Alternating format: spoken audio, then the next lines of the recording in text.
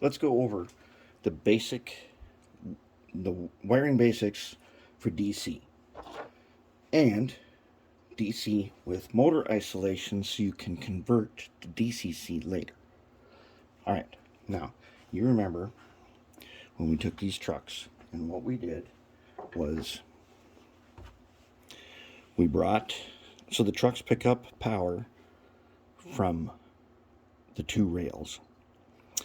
All right, now we brought power up here. Hold on, let's look at the two rails first. Okay, so the one that's closest to me is the red rail.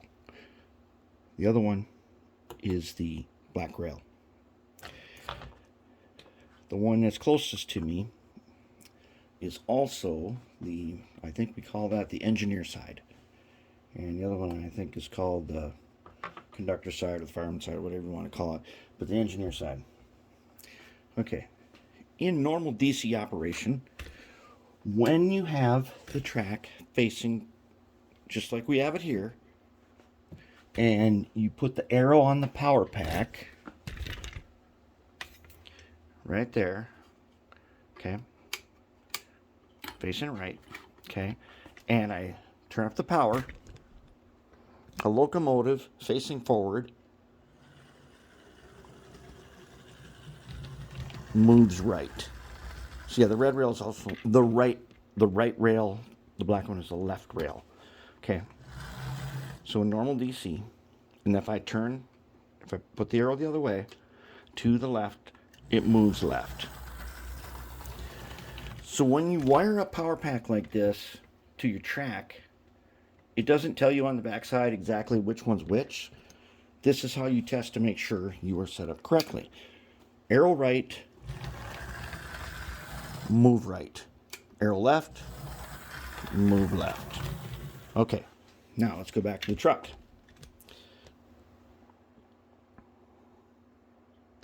So now we know arrow right, move right, left, move left.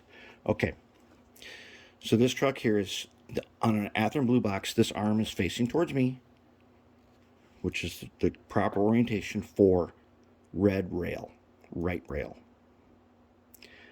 All right, so we brought the power from this arm to a PC board. We brought the power from where it contacts a frame to the PC board.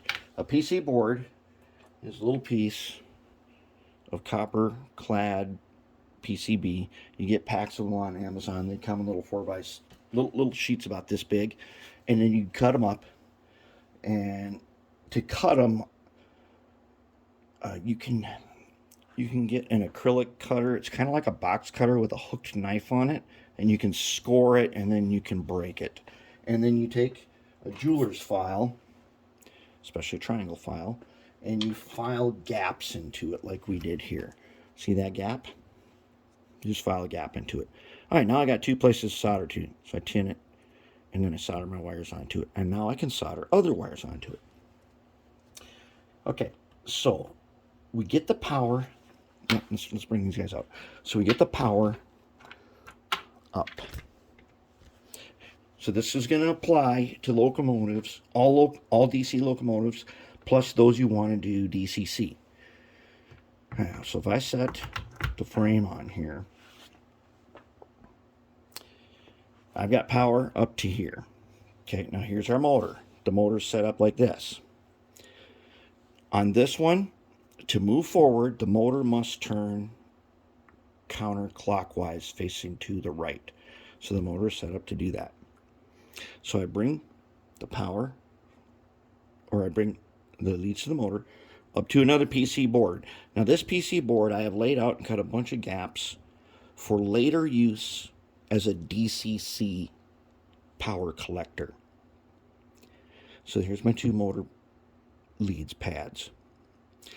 A decoder sits down on top of it, gets the power from, it's going to be these two outside ones. This will be the red one, that'll be the black one, and today I'm using yellow and green because I'm out of red and black wire. I'm using yellow for red and green for black. And then I will solder leads from the trucks all on one side, yellow wire, to this pad right here. I'm going to connect this pad to the motor pad because we're doing DC. For DCC, you take that connection out and you put your DCC decoder wires, which I believe are going to be, let's see, red and black, pick up power, and then it's like gray and something, orange, whatever it is, that go to the motor. Then we don't have to worry about that. Anyways, we get all of the power from both trucks onto these two pads here. In DCC, these middle pads here are used for various functions. And this is for a decoder like a Digitrax one that has wires coming out of it. If you're using something like a Tsunami, it'd be a little, the pad wouldn't need so many of these things, because Tsunamis, you can connect your wiring, your lights directly onto it. But anyways, that doesn't really matter. What I have here is also, I have a bridge rectifier. Right now, that's going to be connected where the power comes in. Power will go to the bridge rectifier, which on the bridge rectifier, when the power gets into it, it changes the power, so no matter which direction is selected, this is always red, this is always black wire.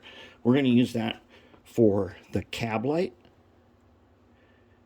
And I think we might, we'll see. We might put in what would stand in as a beacon and wire that on here too. And we're going to do some other stuff with that later, which we'll get into when we get there. But you collect all the power to pads, and then from that pad, you go to motor pad. These little cut up, these little spots here where you solder to, we call those solder pads. Okay. That makes your wiring super clean. Really clean. One thing I don't like is when I take off a shell of a locomotive, and if I find under it a bird's nest or a pile of spaghetti and wiring, the platform here on top of the motor keeps our work clean.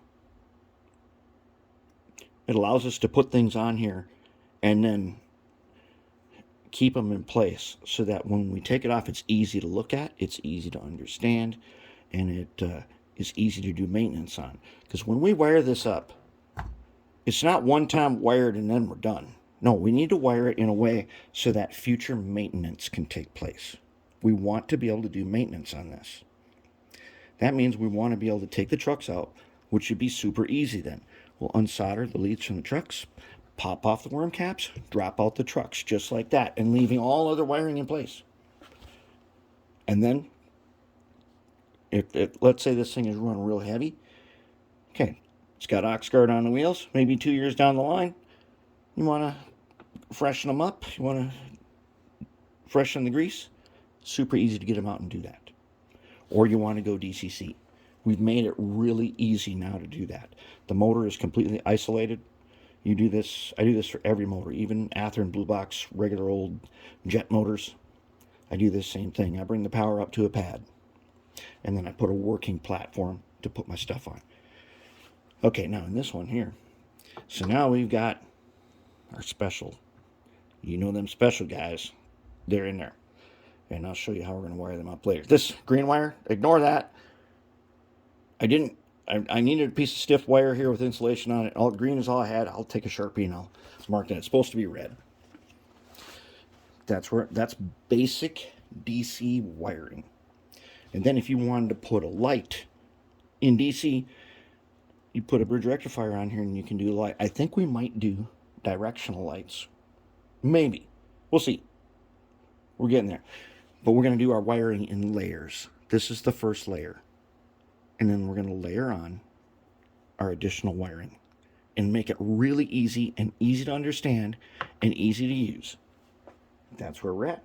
Looking pretty good. I think these guys are set and we are ready to move on to the next step.